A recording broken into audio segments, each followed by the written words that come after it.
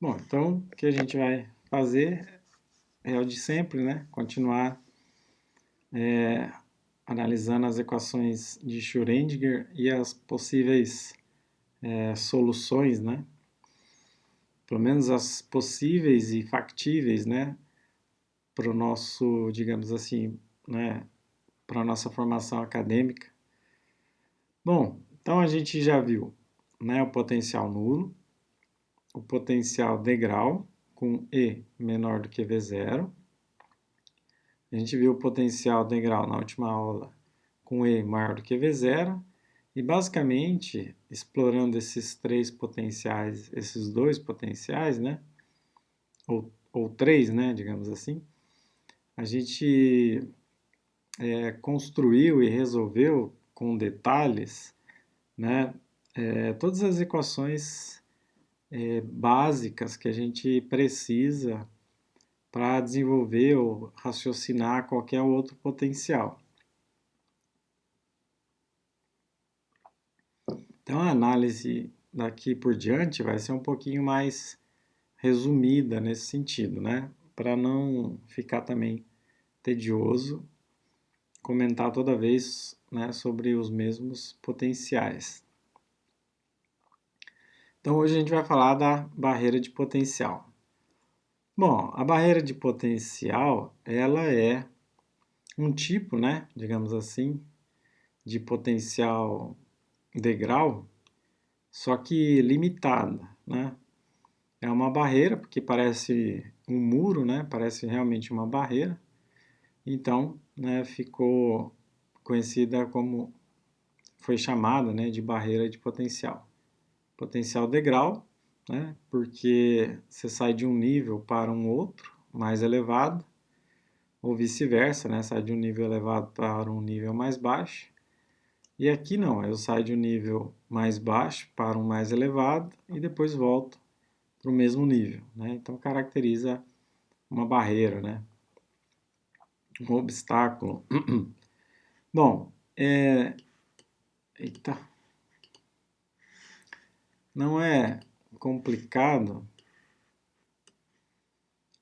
de, vamos, de entender que agora nós temos três regiões, né? Então eu tenho uma região para x menor do que zero, eu tenho uma região que vai de x igual a zero até x igual a a, e depois eu tenho uma terceira região que vai de para x maior do que a, né? E bom, o desenho é muito claro, né? A energia potencial ela vai ser diferente de zero somente no intervalo entre zero e a, ok? Então, se eu fosse escrever a expressão para o potencial, seria v de zero no intervalo de x de 0 até a, para x, e zero para todo o restante, ou seja, para x menor do que zero e para x maior do que a, né? Aí o maior igual, né, pode ser colocado em qualquer um desses locais aí. Então, basicamente, o problema de hoje, né, será esta configuração. Não é difícil de intuir que soluções do lado de cá, né, é legal vocês, né, fazerem esse exercício com base nas aulas anteriores. Então aqui do lado de cá, né, eu tenho já um conjunto de soluções que a gente discutiu bastante. Nesta região aqui, né, eu tenho um outro conjunto de equações, né, tanto, veja que nós temos duas condições aqui, né, uma condição é quando a energia for menor do que V0, e temos uma condição de quando a energia for maior do que V0, certo? Então, esse problema ele tem três regiões e duas energias, digamos assim, né, para a gente analisar, né? Então, o conjunto de equações para esta região aqui, também a gente explorou no caso anterior do potencial degrau, tanto para a parte de baixo quanto para a parte de cima, né? E depois nessa terceira parte aqui, que seria uma nova região, ela não é tão nova assim, porque as soluções pertencentes a essa região serão idênticas à desta região, ok? Por isso que o potencial integral, né, bem feitinho, ele já nos mostra, né, nos leva a compreender a solução de qualquer outro problema, certo? Então, a gente vamos, né, digamos assim, denominar, né, por esquerda x menor do que zero, dentro, seria dentro, né, da barreira, entre 0 e a direita para x maior do que a, certo? Então, novamente, a gente vai ter uma condição de e menor do que v0 e uma condição para e maior do que v0. Então, chovendo no molhado, digamos assim, né?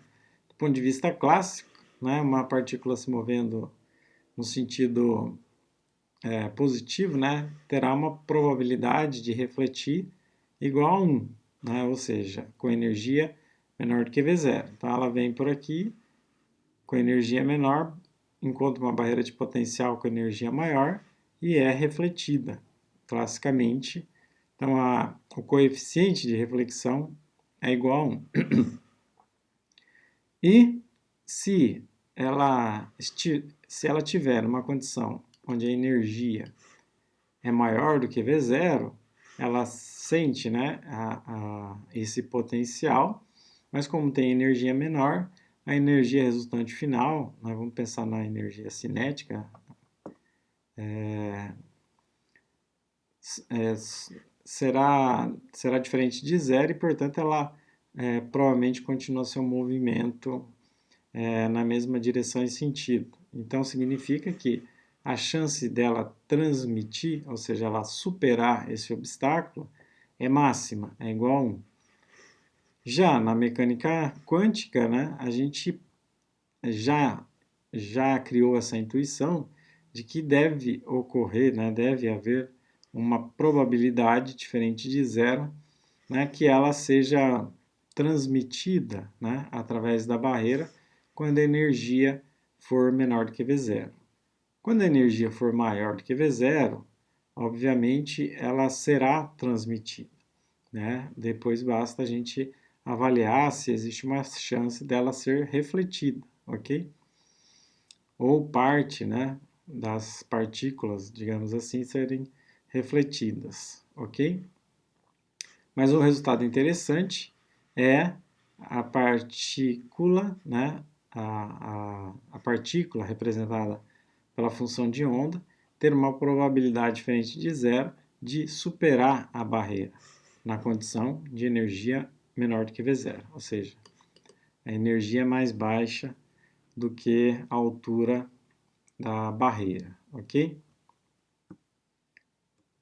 Bom, já, né, construindo as equações, né, ou as autofunções, né, a equação que a gente vem estudando, né, a equação de Schrödinger independente do tempo, né, que em algum lugar do texto eu simplifico escrevendo E, S, I, T, né?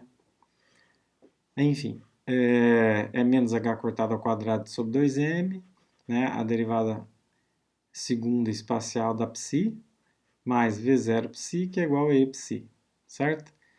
Então, para o lado esquerdo, né, como a gente construiu, definiu, eu tenho V de x igual a zero, constante é igual a zero. Eu tenho uma psi1, que é escrita como a exponencial de ik1x mais b exponencial de menos ik1x, ou seja, eu tenho uma onda incidente, né? Uma representação da onda incidente, eu tenho uma representação da onda refletida, né? E o nosso K, como a energia potencial é zero, ele é sempre escrito como raiz de 2ME sobre H cortado, certo? Ou P1 sobre H. Passando para o lado direito, né?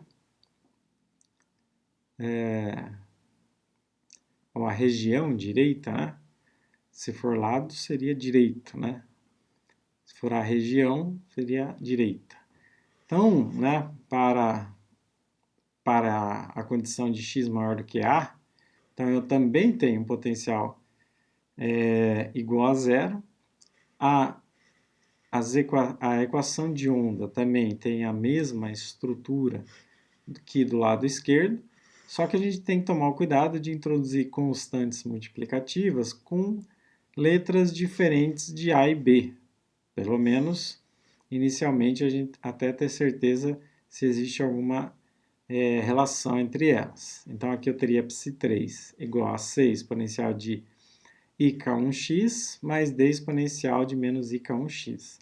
Novamente, aqui o K, a gente poderia até escrever um K3, né? E depois a gente ia chegar no mesmo K, que é a raiz de 2ME sobre H cortado, ok? Que também pode ser escrito como P1 sobre H cortado. Porque no caso, né, o nosso potencial é igual a zero, então a soma, né, do potencial, né, mais a energia, né, daria como resultante somente energia. Então, por isso que o nosso K aqui, eu já estou afirmando, né, que ele é igual ao K do lado de cá, certo? Veja que o valor de K não está relacionado à coordenada com a variável espacial, certo? Então, ele tem uma característica ou uma dependência somente dos valores da energia, certo? Bom, já dentro, né, eu vou ter um potencial maior do que a energia, né? E o conjunto de equações, né, a psi3, desculpa, aqui é psi2, tá? Que é 2. Então, a minha psi2, né, seria um f exponencial de menos k2x, ou seja, um decaimento exponencial, mais um g exponencial de kx. Aqui é um crescimento exponencial. Então, né, de novo, representando uma onda se comportando numa direção, a outra, né, uma outra onda se comportando na outra direção, da mesma forma que aqui também. Novamente, né, a gente pode intuir que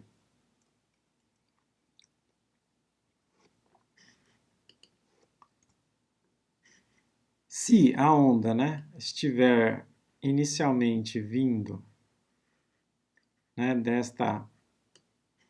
nesta direção, então provavelmente quais são as probabilidades, né,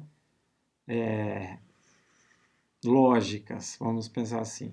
Então a onda está vindo aqui, ela vai bater na barreira, então ela pode ter uma onda retornando, ok? Então aqui eu tenho um conjunto de equações de indo e voltando. Aqui eu tenho uma onda, certo?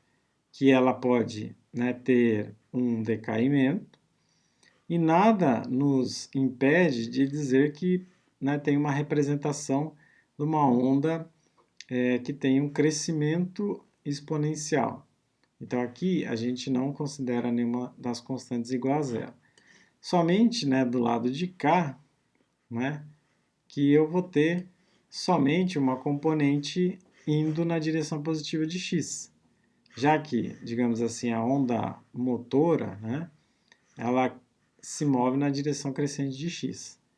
Então ela encontra um obstáculo, acontece alguma coisa aqui dentro, mas daqui para frente eu vou ter somente uma onda se propagando na direção de x. Então aquela onda representado, né, pela função g, que seria ela retornando aqui, ela não deve existir, né? Somente se tivesse mais uma barreira aqui, né? Se tivesse uma outra barreira aqui, né, por exemplo, então eu deveria manter essa onda retornante, ok? Era isso que eu queria colocar.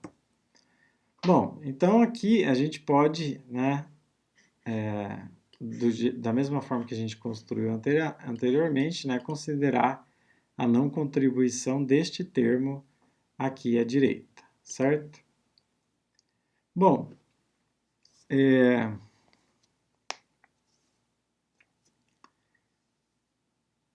aqui também,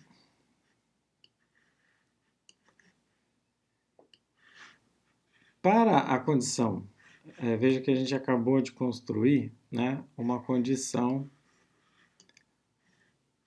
E menor do que V0, ok? E agora o próximo passo é tentar construir as equações quando E é maior do que V0, certo?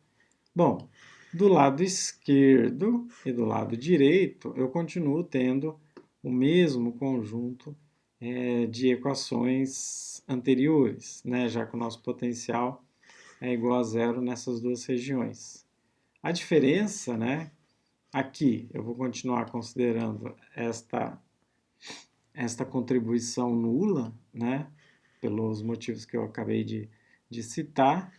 Do lado de dentro, né, a gente tem um conjunto de equações, tem uma função de onda que ela é diferente do caso onde a energia é menor do que V0. Então aqui eu vou ter uma f exponencial de k2x mais uma g exponencial de menos ik2x. Então aqui eu tenho uma onda, novamente, do tipo harmônica, né? Um seno, um cosseno, se propagando na direção positiva.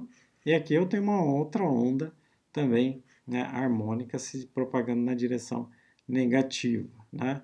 Por enquanto a gente não pode, né, dizer, afirmar que f ou g seja igual a zero. Então, esta função de onda representa o comportamento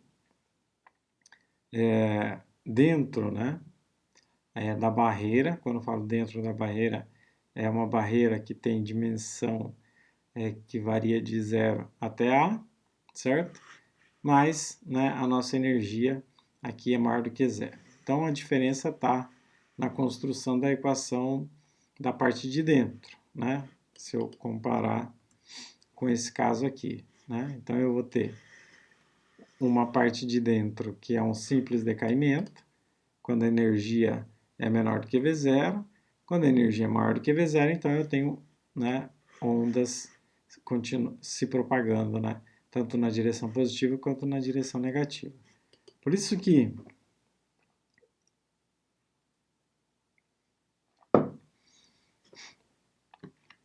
a construção, né, do potencial degrau foi muito importante para a gente, né, deixar claro, né, as diferentes configurações e possibilidades que a gente vai encontrar, ok?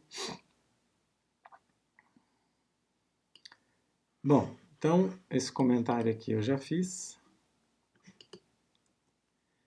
Bom, então de uma forma mais visual, né? Então eu tenho uma representação, né, da onda.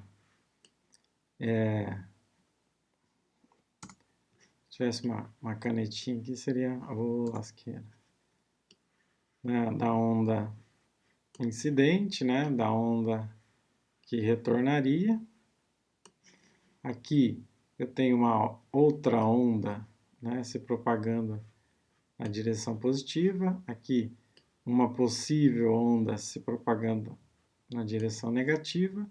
Né, de um lado eu tenho um decaimento exponencial e aqui eu também posso ter, né, uma outra função com comportamento, desculpa, né, com crescimento exponencial e por último, né, uma onda se propagando na direção positiva. Então essas são as diferentes, né, representações para cada uma dessas configurações, ok? Acho que ficou bastante claro, né?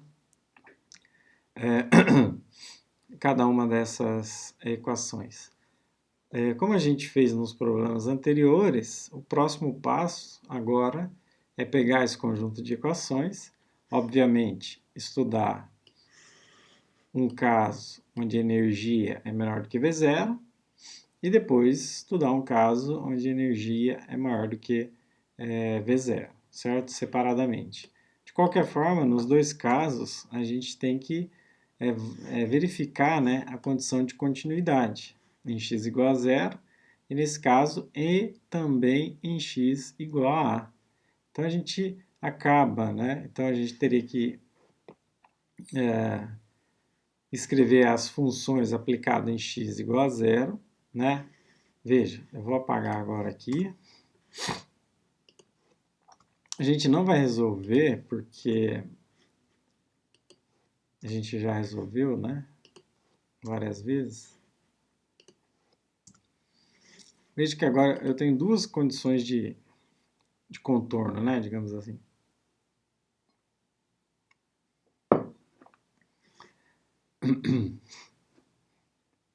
Então, a primeira, eu tenho que verificar a condição dessas quatro equações em x igual a zero, ok? E depois verificar um conjunto, esse conjunto de equações aqui, em x igual a a, ok? E depois, obviamente, em vez de ter um sistema com duas equações, a gente vai ter um sistema com quatro equações. E aí, quatro equações e uma, duas, três, quatro, cinco variáveis, ok? E aí, se manipula, né, se brinca com essas variáveis até escrevê-las, né, todas em termos de uma única constante. No caso, né, a gente encontra em termos da constante A. Então, esse exercício, né, digamos assim, deixa para a lista, né, mas basicamente aplicar a condição de continuidade na função e na derivada da função, né, não é um problema tão complexo, né? Então, como resultado, e aí a gente já vai analisar, né, o resultado, então eu teria para E menor do que V0, né? Então eu tenho, né, são três gráficos aqui, né, que são os mais interessantes da gente analisar. Eu tenho o gráfico da energia, né, então eu tenho a energia potencial e a energia mecânica da partícula, representando a condição E menor do que V0. Depois eu tenho um gráfico da psi, né, então a psi, né, é uma função, né, oscilante, já aplicado, né, à condição de continuidade. Aí ela chega, ela decai exponencialmente até um certo valor, até encontrar a posição A, e depois da posição A, ela continua a sua oscilação, ok? E do ponto de vista da densidade de probabilidade, ou seja, psi estrela psi, eu vou ter, né, uma densidade de probabilidade, né, dessa forma para x menor do que zero, eu tenho um decaimento, né, e depois, como só tenho uma onda simples, né, a densidade de probabilidade é constante em qualquer parte dessa região, ok? Mas o resultado, né, mais interessante aqui, né, é que dependendo a largura da barreira, né, esse decaimento não é tão não é tão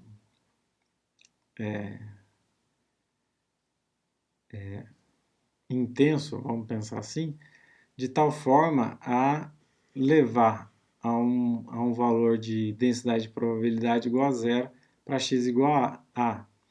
Veja que daí tem dois fatores importantes nessa configuração que a gente vai sublinhar mais avante, né? Mas o que eu quero dizer é o seguinte, obviamente, se esse A é muito grande, ou seja, se essa barreira é muito larga, esse decaimento, né, vai a zero né, muito antes de encontrar a posição, o fim da barreira, né, em x igual a A. Porém, né, se esse x, né, tiver um valor menor, né, se ele for uma barreira bem estreita, né, basicamente o decaimento, né, não, a, a razão, né, digamos assim, do decaimento não chega a ser bastante pequeno. A outra coisa que a gente tem que levar em consideração é que o K, né, o nosso K2 aqui, ele depende, né, da diferença da energia menos o potencial, certo? Então, se o valor, né, da energia aqui for muito pequeno, ok? Então, a chance, né, dessa partícula superar uma barreira de largura A vai, né, decair exponencialmente. Se a energia é bastante próxima de V0, né, ou seja, ela é somente 10%, digamos assim, menor do que a barreira de potencial, então a chance, né, do decaimento acontecer para a mesma largura de barreira, o decaimento exponencial, né, é maior. Então tem dois fatores que vão determinar se eu vou encontrar uma partícula do lado de cá ou não para o caso de E menor do que V0. Ou seja, o valor de V0, né? Quanto mais próximo de V0, quanto maior a minha energia, maior, né, a chance, né, dela superar esta barreira, ou a largura da minha barreira. Se a largura for bastante estreita, eu também consigo, né, chegar a uma densidade de probabilidade, né, com um valor razoável, né? Ok? Deixa eu só ver se eu não deixei de comentar nada.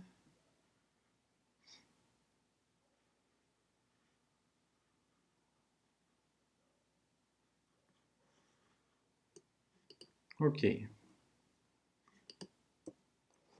Bom, como eu tinha comentado, né, inicialmente, o resultado interessante, né, desse problema da barreira de potencial é calcular, né, os coeficientes de transmissão e de reflexão. Ok? Por quê? Nesse caso, onde a energia é menor do que V0, a nossa transmissão clássica deveria ser zero, ou seja, deveria existir uma probabilidade máxima dela ser refletida e nenhuma probabilidade dela ser transmitida. Então, o interessante, né, é ir à procura desse coeficiente de transmissão ou de reflexão.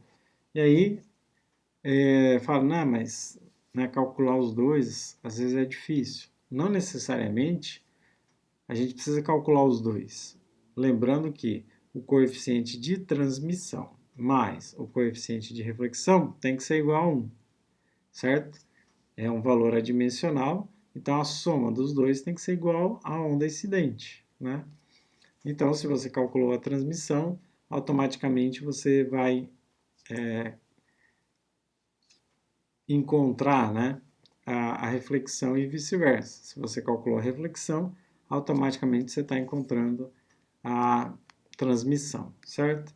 Então, se a gente considerar, né, como foi definida a ideia de transmissão, né, então eu vou multiplicar as velocidades, né, pelos valores das constantes que foram transmitidas, dividido pelo valor da velocidade das constantes que for da onda incidente, né?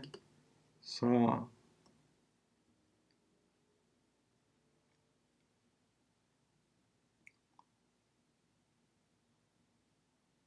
ó, vejam que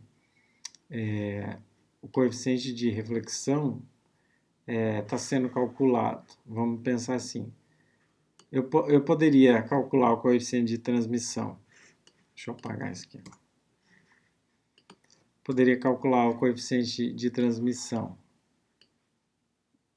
nesta interface, ou seja, seria, né, essa daqui seria a amplitude máxima, e eu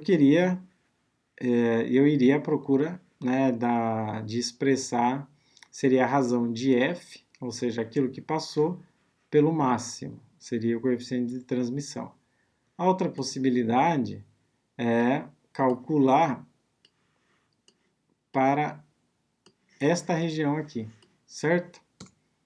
Ou seja, eu vou pegar a amplitude da onda que passou pela barreira dividida pela amplitude que chegou.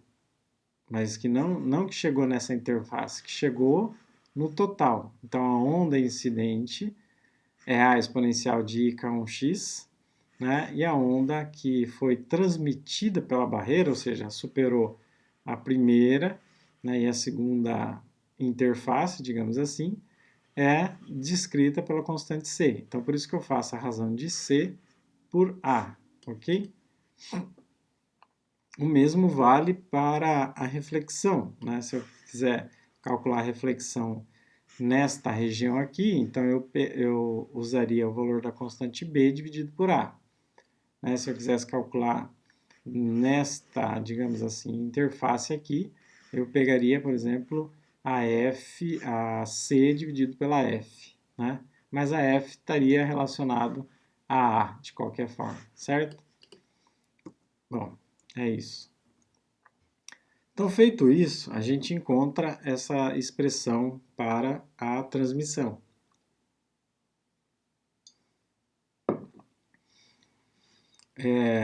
Novamente, né, quando a gente montou esse sistema de equação e encontrou, né, as várias equações para escrevê-las todas em termos de a gente encontrou um valor para F, para G, para B, para C, para cada uma dessas daí, em termos de K1 e K2, como a gente fez no problema anterior. Feito isso, né, aplicar o que a gente sabe quanto que vale C e A não é uma tarefa complicada, é uma tarefa que tem bastante álgebra, né, bastante conta, né, mas a construção dela é muito simples. Então, a gente chega na seguinte expressão, né? 1 mais seno hiperbólico ao quadrado de K2A dividido por 4e sobre V0, 1 menos e sobre V0.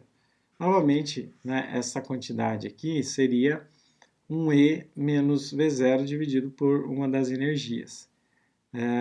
Mas é interessante escrever a razão, né, entre a energia dividido pela energia potencial. E o nosso K2 também escrito dessa forma, né? 2m ao quadrado dividido por h ao quadrado. Dentro da raiz ele está quadrado, fora da raiz ele está sem o quadrado. V0 que multiplica 1 menos e menos V0. Obviamente, né, se eu pôr esse V0 aqui dentro, ficaria V0 menos e. Né? Bom, sendo assim, então a gente obtém, né, um coeficiente de transmissão.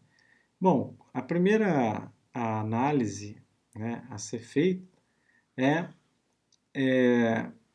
quando os expoentes, né, forem muito grandes, ou seja, quando K2A for muito maior do que 1. Então, se a gente tomar, né, esse limite, eu vou ter um coeficiente de transmissão que vai ser este valor aqui, né, 16e sobre V0, 1 menos e sobre V0, exponencial de menos 2K2A, ok? Bom, o resultado interessante é não fazer análise dessa expressão matemática, mas o que essa expressão matemática está nos dizendo. E ela está nos dizendo que o coeficiente de transmissão ele não é nulo, ok? Ou seja, existe uma probabilidade diferente de zero de encontrar a partícula, né, do outro lado da barreira de potencial, certo? E ela, né, tem mais ou menos esse comportamento, ok? E esse fenômeno, né, ele é conhecido como penetração de barreira ou efeito túnel, né, mais conhecido como tunelamento, né? Ou seja, a partícula, né, mesmo a partícula sendo representada ou associada a ela uma função de onda, ela tem uma probabilidade diferente de zero de superar a barreira de potencial, mesmo que a energia seja menor do que a energia potencial, né? Esse resultado, obviamente, assim como os outros, né, é um resultado, né, espetacular. Tá? Bom, basicamente, né, o que tínhamos, né, de mais importante nessa análise está nessa primeira parte que a gente acabou de comentar, né, do efeito túnel, né, do tunelamento, né, da penetração de barreira, ok? Então esse é o efeito mais importante, digamos assim, desta aula. Ainda faltou, né, fazer uma análise de quando a energia potencial, a energia mecânica for maior,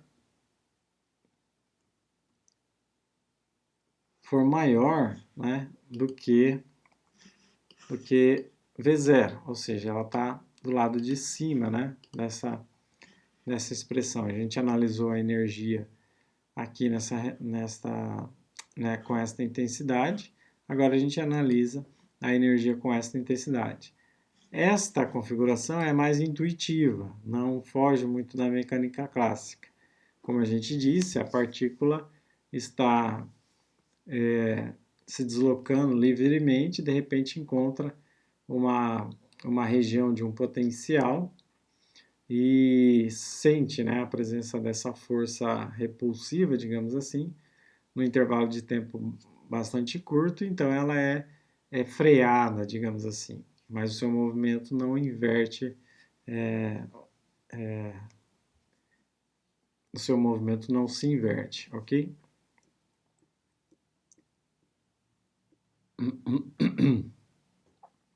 Bom, então, do ponto de vista da função, então eu teria, né, veja que não olhem, né, esta função aqui como sendo a energia, tá? Aqui é a representação da função de onda.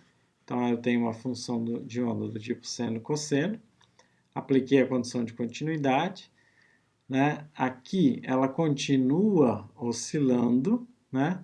E depois que ela supera, né, a parede da barreira, ela continua com sua oscilação. O resultado interessante aqui é, do lado de cá, eu tenho uma constante, né, K1 igual a do lado de cá. Lembra que não tem uma dependência espacial, então, portanto, depende somente, né, dos valores das energias.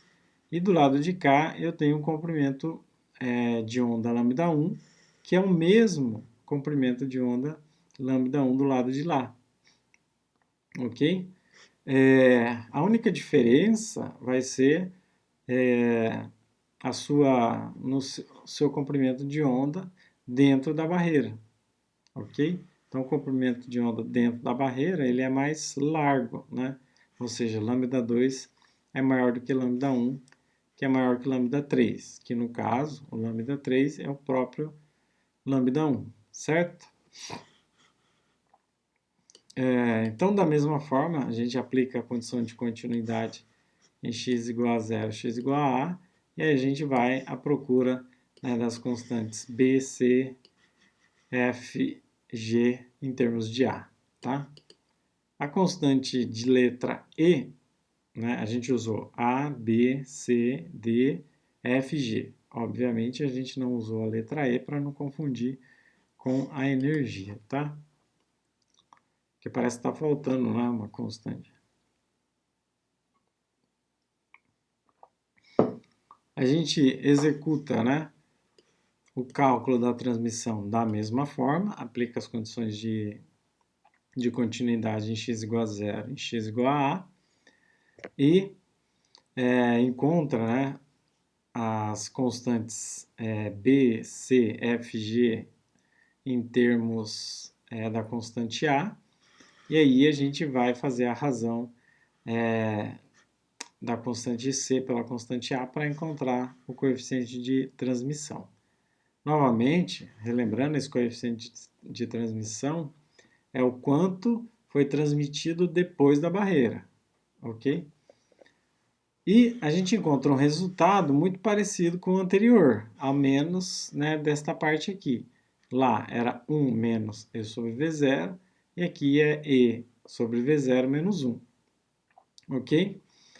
Bom, fica mais fácil, né, enxergar visualmente essa condição, né? Ou seja, a gente faz um gráfico onde nesse eixo aqui a gente coloca a razão E sobre V0. Ok? Veja que esse gráfico é adimensional completamente. Ou seja, eu tenho um número que é uma razão entre a energia total dividido pela energia potencial, ou seja, duas energias, cancela, né, as unidades de medida, fica o número adimensional. E o coeficiente de transmissão e reflexão também são números adimensionais. Né? Então eu vou ter mais, dá para enxergar um certo comportamento aqui.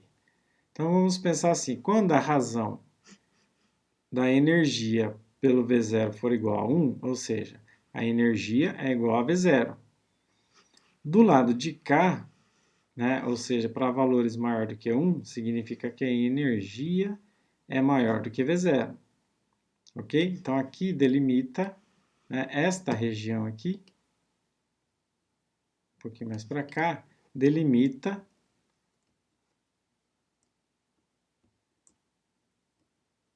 esta região aqui, certo? Quando a energia for maior, ou seja, estiver acima dessa região, aquela razão é maior do que 1. Quando a energia, né, tiver valores menor do que V0, a razão E sobre V0 é menor do que 1. Aqui. Então a gente tem um gráfico mais ou menos assim. Então, para energias, vamos pensar assim, para uma energia menor do que a energia potencial, eu vou ter, né, uma reflexão bastante grande, ou seja, a maioria das partículas, vamos pensar assim, serão refletidas, né, mas tem uma certa quantidade que pode ser transmitida.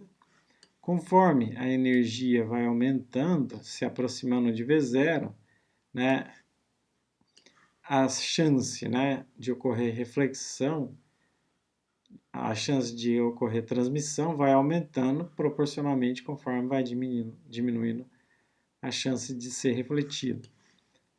Aí chega uma hora, né, em que as coisas, né, se invertem, ou seja, quando a energia é maior do que V0, então a chance de transmissão começa a ser maior. E a chance de ser refletida começa a diminuir, né?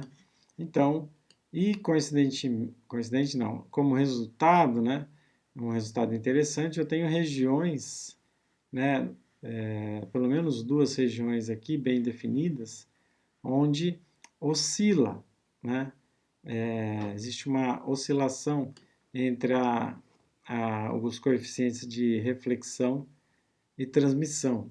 Isso a gente pode pensar em lembrando na quantização dos níveis de energia, né? Os níveis de energia, ele tem uma certa quantização, né? Na verdade, toda este semestre, né, a gente está se baseando nessa condição. Então, por mais que a energia potencial, né, seja menor do que a energia, né, para determinadas energias não existe, né, a chance dela superar a barreira de potencial por esse motivo, ok? Bom, o que a gente, né, pode destacar, né, desse gráfico? Primeiro, que a gente vê que ocorre a inversão para valores um pouco menores do que a razão energia pelo potencial. Então, se a gente verificar, talvez meu gráfico feito à mão não seja tão fiel, né, a inversão ocorre um pouquinho antes, né, do valor médio, né? Ou seja, veja, aqui tem 50, nesse ponto que está um pouquinho para lá, ou seja, com a energia levemente maior do que a energia potencial, tem 50% de chance de ser refletida e 50% de chance de ser transmitida, ok?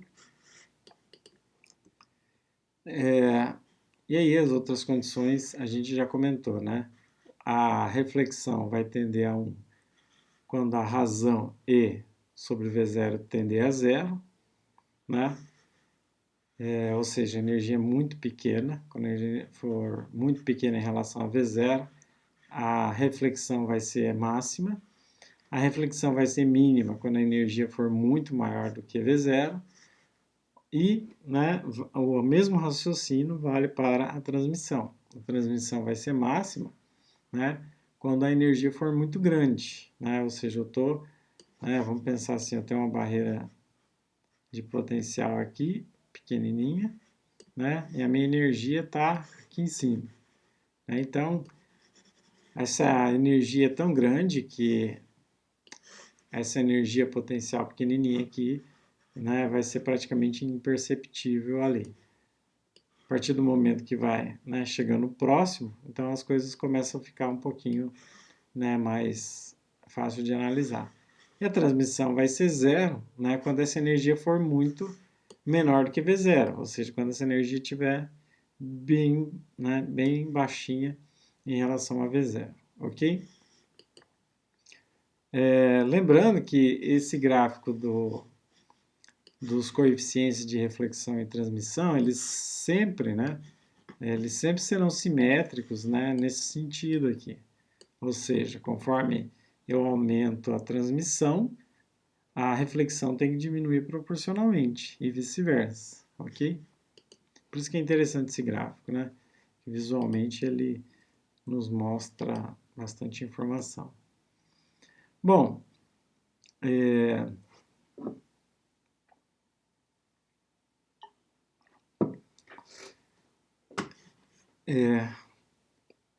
vamos pensar, né, fazer um aspas aqui, e relembrar, né, um conceito de ótica física, né?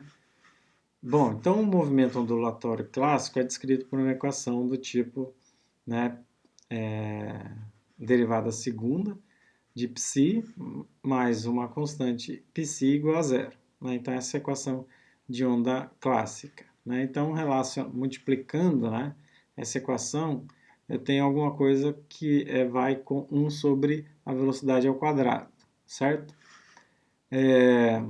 Bom, então psi, né, pode ser o campo elétrico, lá no eletromagnetismo, ou o campo magnético, certo?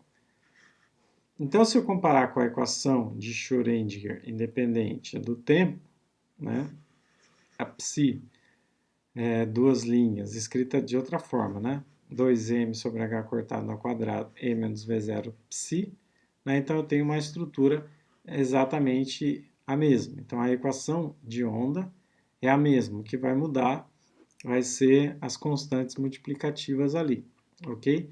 E a forma de interpretar também, né? Então nesse caso, se comparando, né, as duas equações, então meu μ de x seria c sobre 2πni, raiz de 2me sobre h cortado, e menos v0, né? E esse μ, ele nada mais é do que o índice de refração do meio, ok? Lembrando, né, que lá em ótica física eu tenho uma onda se propagando, a gente vê propagação de onda eletromagnética, e depois a gente entra na ótica geométrica, mas é aquilo o básico, né, do ensino médio. Depois a gente entra na ótica física, né, que são, né, os efeitos de interferência, difração,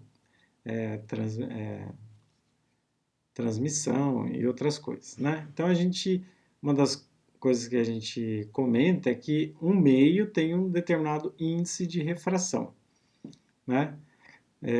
E esse índice de refração determina, então, o ângulo, né, de refração e, consequentemente, o ângulo de reflexão.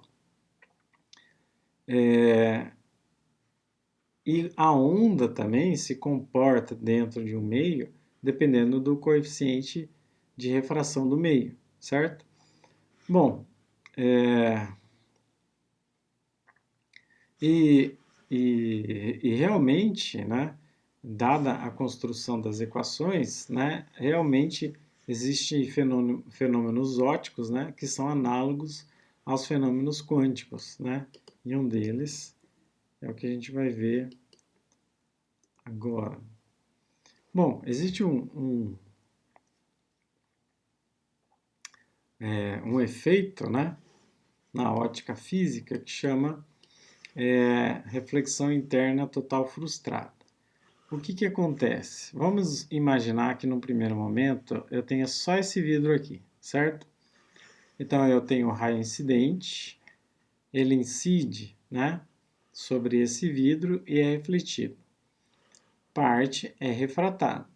Porém, se eu for aumentando este ângulo aqui, né, então eu vou aumentando este ângulo aqui até ele alcançar, até que eu não tenha mais onda transmitida. Ou seja, eu alcancei o θ crítico, né? Então eu venho, aumento esse θ aqui até ter onda só refletida, ok? Bom, o que eu estou dizendo é para vocês imaginarem que eu só tenho o vidro 1.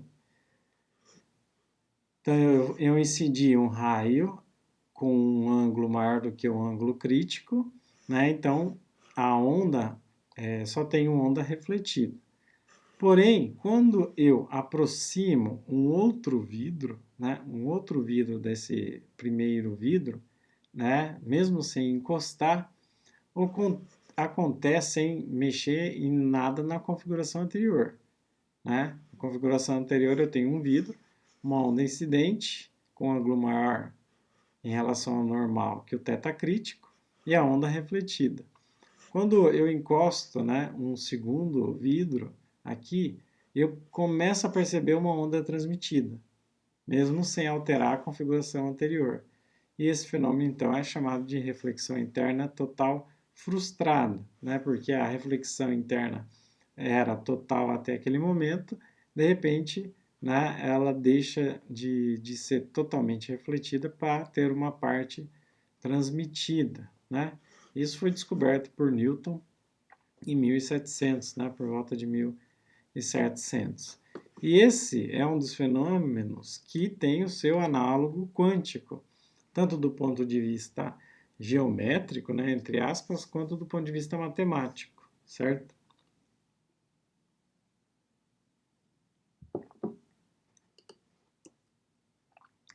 E né, digamos assim, é exatamente o fenômeno que a gente acabou de descrever na quântica. É um tipo, né, de tunelamento, certo?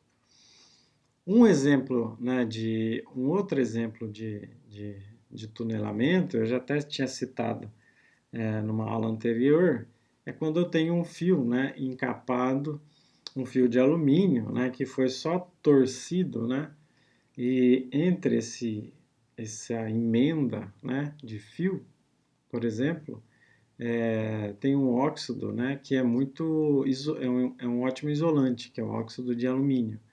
Então, mesmo que exista, né, uma camada isolante entre esses dois condutores, existe a passagem de corrente por esses fios. Né? Então, esse é um exemplo de um tunelamento. Né? Um outro exemplo é o decaimento do urânio 238. Né? Então, eu tenho partículas, né, alfa oscilando, né, próximo ao centro, né, ao núcleo, com energia, né, menor do que a energia potencial naquela posição. Então, vamos pensar que o nosso V0 tem essa altura aqui. E a minha energia, né, tem essa altura aqui. Então, portanto, eu tenho uma condição onde a energia da partícula é menor do que a energia potencial. Lembrando que a altura, né, do meu potencial é essa daqui, certo? Ok, então essa partícula oscila, né? Mas existe, né, uma probabilidade dela escapar do núcleo, ok? Então ela escapa do núcleo, vai depender, obviamente, como eu disse, né, de dois fatores aí, o valor da energia, né, e o valor da distância, né, entre 0 e A. No caso aqui, o nosso zero, vamos pensar, seria nessa posição, o nosso A seria nessa posição. Ela só não é quadrada, como o exemplo anterior, né, porque esse é um tipo de potencial que tem um comportamento, é um potencial colombiano, né, ele tem um decaimento que vai com 1 sobre R quadrado. É um potencial colombiano simples, né? Então, a partir de um determinado ponto, né, do centro do átomo, né, essa partícula ela tem uma chance de decair, mesmo ela tendo uma energia menor do que a energia potencial de ligação nuclear ali, ok? Certo. Um outro efeito, né, que é usado, digamos assim, observado e usado, né, é os diodos de efeito túnel, né? Então esse diodo, não sei, digamos assim, explicar certinho, né, o funcionamento, mas a construção dele do ponto de vista tecnológico, né? Mas se vocês já devem ter estudado, né, que existe um gráfico, né, que é muito usado, que é o gráfico da corrente pelo potencial. Então, o que se espera, né? Se espera de que quando eu aumento, né, eu aumento a corrente, se você tem uma fonte regulável, né, você aumenta a corrente, o potencial, a diferença de potencial aumenta também, né? Você diminui a diferença de potencial, diminui a corrente também. Então, quando você, né, faz um gráfico de uma função oscilante, né, da corrente pelo potencial, geralmente o comportamento é uma reta sim, né? Então, se eu diminuo, se a corrente se torna zero, potencial se torna negativo, né? Zero também. Só que esse diodo, ele tem uma coisa interessante. Chega um determinado momento, né, que ele tem um comportamento diferente, né? Eita, lasqueira. Ele tem um comportamento que ele, conforme a corrente está aumentando, a diferença de potencial diminui. Ou vice-versa, conforme, né, eu estou aumentando aqui a diferença de potencial, a corrente está diminuindo, né? Depois ele volta a ter o seu comportamento padrão, né? De a corrente crescer junto com o potencial. E esse é um tipo de efeito de tunelamento, né? Que é usado, né, para aplicação tecnológica. E também temos, né, o microscópio de tunelamento, né, ou de varredura eletrônica, né, tem diferentes aplicações, né, mas o microscópio de tunelamento quântico, né, é exatamente uma ponta, né, que tem quase que o tamanho de um átomo, que ela varre uma superfície, né? E esta ponta não toca a superfície, né? E aqui também ocorre um tipo de tunelamento, e dependendo, né, da energia, que é a diferença entre a energia entre a ponta e a superfície aqui, é feito todo um mapeamento, né, em 3 dimensões aqui. Então, essa ponta varre, né, na direção X e na direção Y, né, sobre uma determinada região de uma amostra, e e a diferença, né, digamos assim, entre a energia, né, do tunelamento que acontece aqui entre a ponteira, né, e a superfície do material, ela vai me dar a terceira dimensão, que seria a dimensão Y, ok? Bom, ainda tem efeito, né, túnel, né, nos transistores, nos lasers, na biologia quântica e em um monte de outros fenômenos, né? Na verdade, em outras aplicações, o fenômeno é sempre o de tunelamento, mas a sua aplicação diferencia quanto o seu propósito, a sua utilização, ok? Então, é isso, né? Por hoje é só. Parando a gravação.